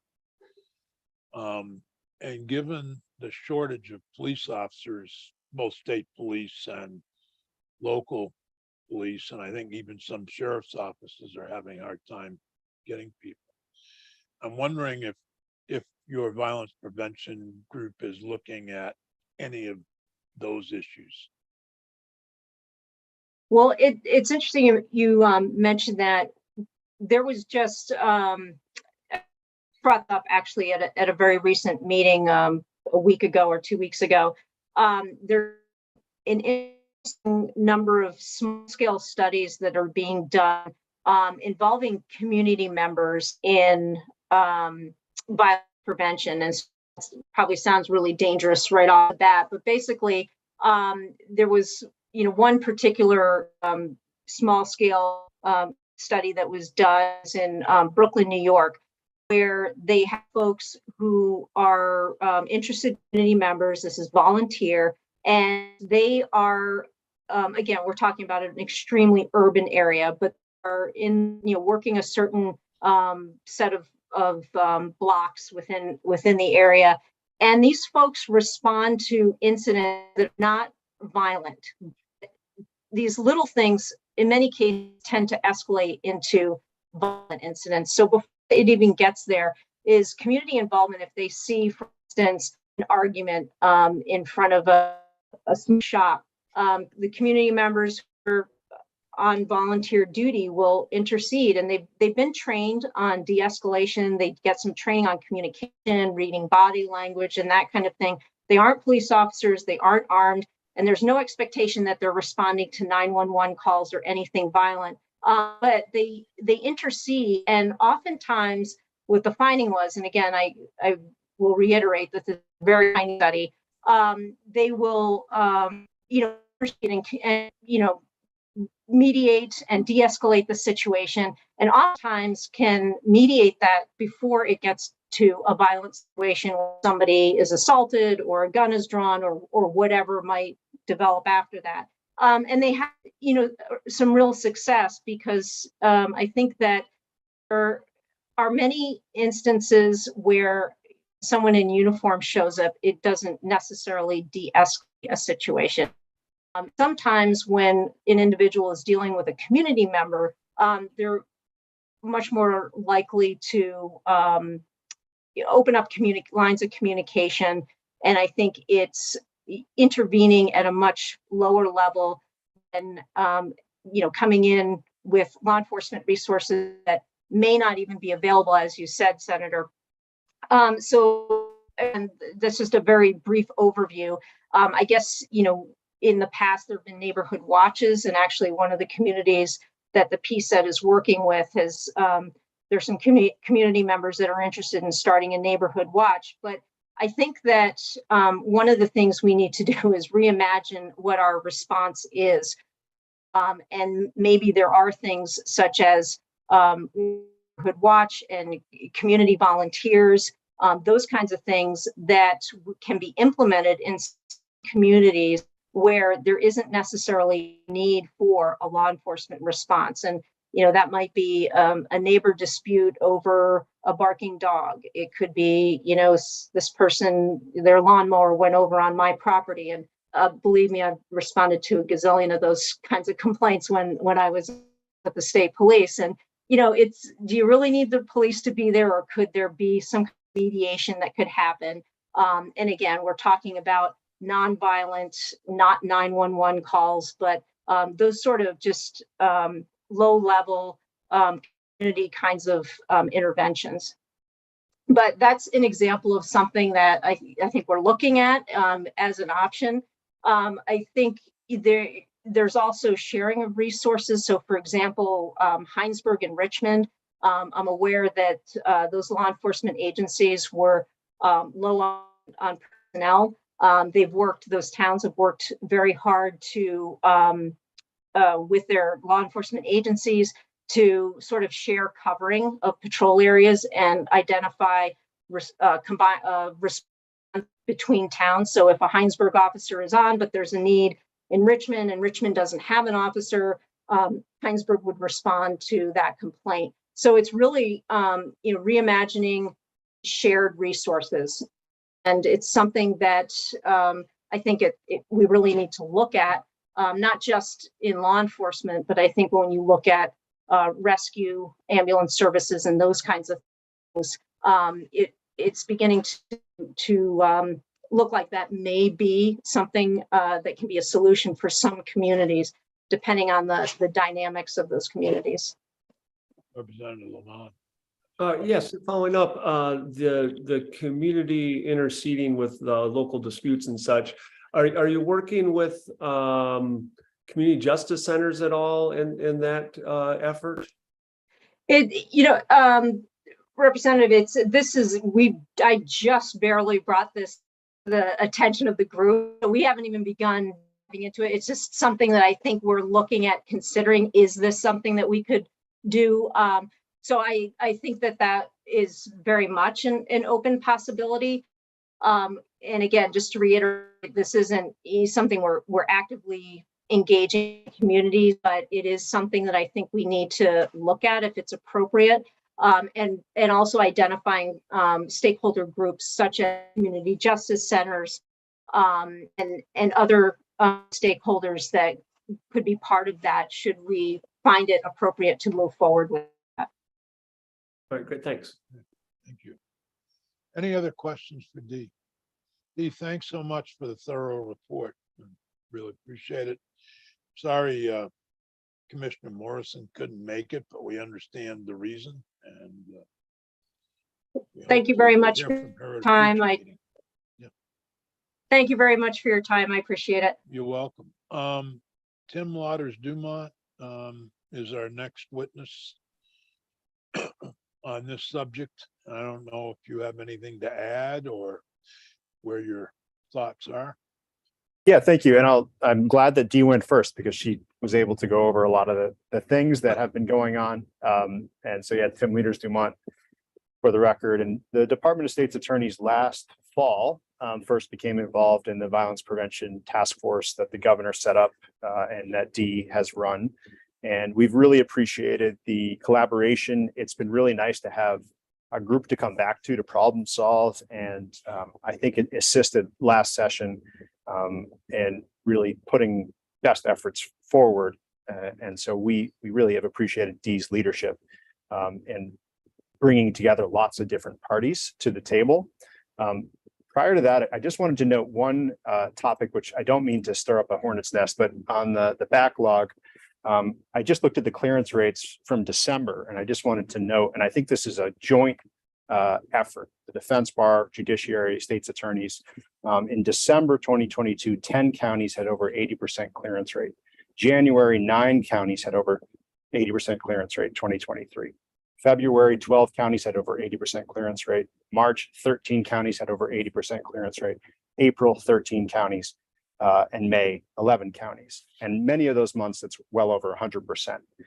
As noted, I think it's in part, the legislature shined a light on this topic in January, and I think the field responded. I know at our recent training in June, I ran a training with our executive committee about creative disposition of large case loads, how to resolve misdemeanors with creative solutions, using CJCs, using diversion.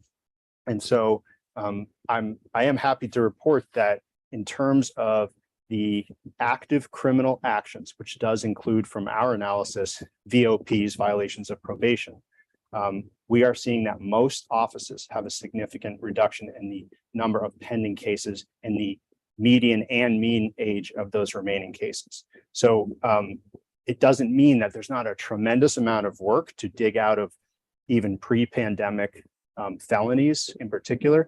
And if you look at a felony, it can really impact the average of a full docket because it could be pending since 2018 and really impact the rest of the averaging that takes place. So, and across that board, I'd say in almost every single one of the counties, there's been over 100% clearance rate at least once over the past 5 months. Looking at data from October until last year, until May of this year, most of our counties have at the average age of a case has gone down and the number of actions has gone down. And that's not because of any less criminal activity. It's because of a concentrated post-pandemic collaborative approach that we've taken and really a partnership with Matt Valerio's folks, with the judiciary staff, meetings that are happening between judges. So I just wanted to briefly pop in and give you all some positive looking news, but we have to really stay focused on it as a state. And so I wanted to give you that information because I thought you would appreciate it, given sometimes some tough news that you all get. Thank you. Yes. In terms of the violence prevention work, what we've done at this point, many of the bills you passed this session, which really started in discussion back in October, December through the legislative session, what we've done at the past prosecutorial training session in Burke Mountain last month is we've now been training our prosecutors and also the law enforcement community, the municipal departments, and working with state police and VSP as well on common flow of information about how new criminal code will be used in the field, including the new ERPO changes, as well as the real focus that you all put on firearm violence this session. I think that was very successful and we appreciated it. All 14 counties have seen really difficult increases in firearm related cases in all of the ways that you've mentioned, senators here. So we, on behalf of the department, we really thank you for the efforts this session to focus on firearm violence. And I won't go through the list. Dee mentioned it all, but it was a combination of multiple bills that really, I think, arrived at a really a good endpoint in terms of the focus that our prosecutors can now have. And we've updated our database system so that our prosecutors can charge those crimes as of their effective dates, some of which were upon passage and some of which were as of 10 days ago on July 1st. And that's really the update on the violence prevention work that the department has undertaken with all of our partners. Is there anyone else, any other questions for Tim? If not, is there anybody else who would like to speak on this subject of violence prevention or any other subject at this point? If not, I think we usually have a few minutes to discuss the next agenda, but it's difficult remotely to do that. But are there things that are particularly on any committee member's mind they'd like to see taken up? Representative Emmons. One thing I'm a little concerned about, and I emailed this to you, Senator Sears, as well as Ben. There's a couple programs that are closing. One is up, I believe, around St. Albans, and I believe it's Franklin County.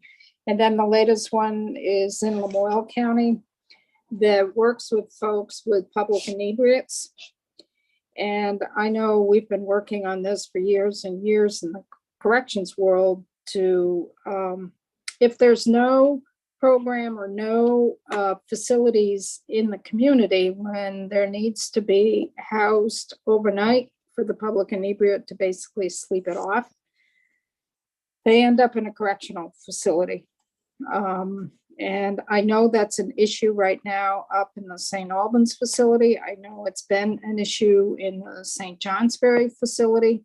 And I'm just worried how the closing of these two programs is going to have an impact on corrections with the public inebriate issue.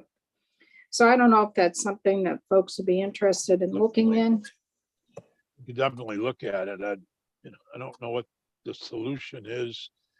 I don't know whether the programs are closing for lack of funding or closing because other reasons, but we certainly should look at that issue.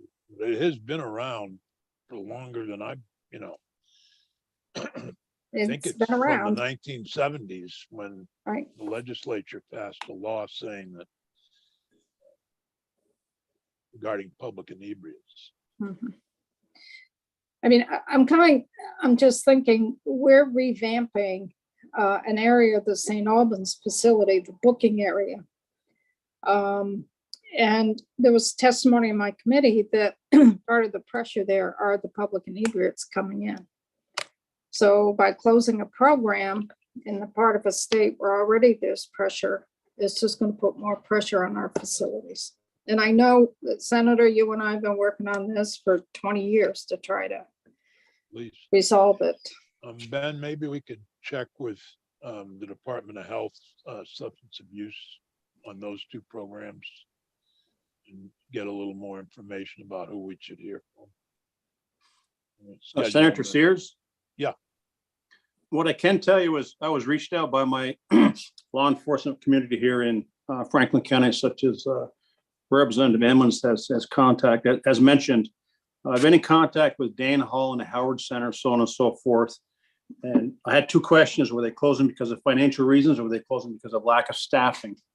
And he said both come into play. So I asked for some figures, what it would take to keep these four institutions running. And at first they didn't want to share those with me. And I basically said, well, I can't help you if you don't tell me what the problem is here. Yeah. So his last email to me was, thanks, let me see if I can pull some ballpark figures together and we'll send them to you. So maybe he'll have those before our next meeting for us here. Yeah. In reference to the public inebriation program, yes. That is huge here in Franklin County, I can assure you. And it deals with mental health issues too, I might add, so. I'm sure it's everywhere where there's a correctional facility that has I know Rutland has one too.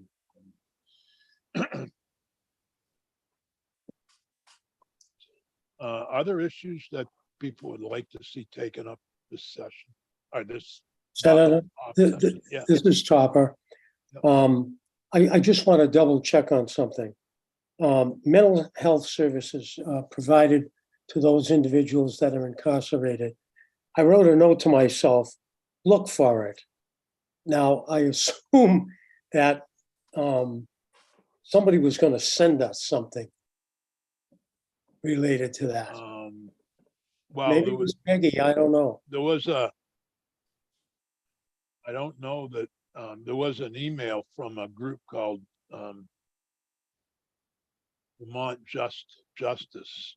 That might be what I read that. You were referring, okay, I think that's I read the that only thing. thing that I have right now, but we are going to have that as a topic at our August meeting. They're gonna hear That's good. from That's good. Joint Justice, and also I want to hear from a little more about the, certainly Matt Valerio's testimony about the healthcare contract, and Yeah. want to hear Okay, good. more about that. And and quite frankly, the mental health really concerns me. The Department of Corrections is being asked to deal with people with significant mental health issues, which they may have committed a crime. I say may have because they're alleged to have, in many cases. And when those individuals are on detention, there's a very good likelihood of self-harm and other behaviors. I'm really concerned about what services are available to them. We also probably should hear from the Department of Mental Health as well, what MOUs they have with the Department of Corrections.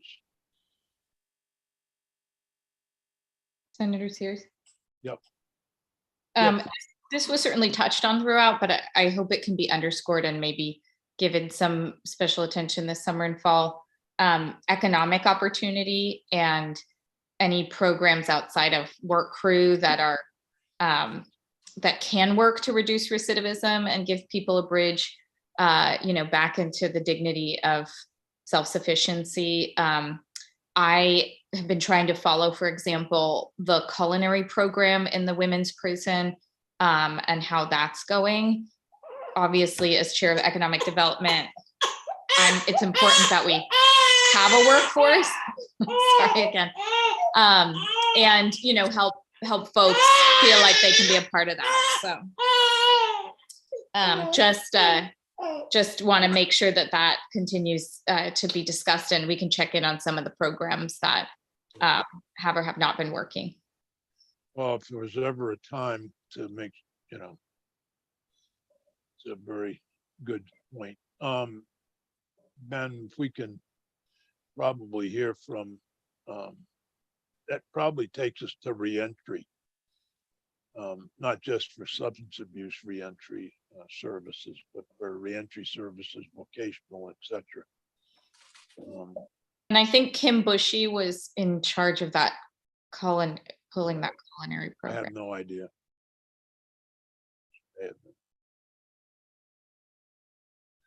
Other topics that folks would like to look at?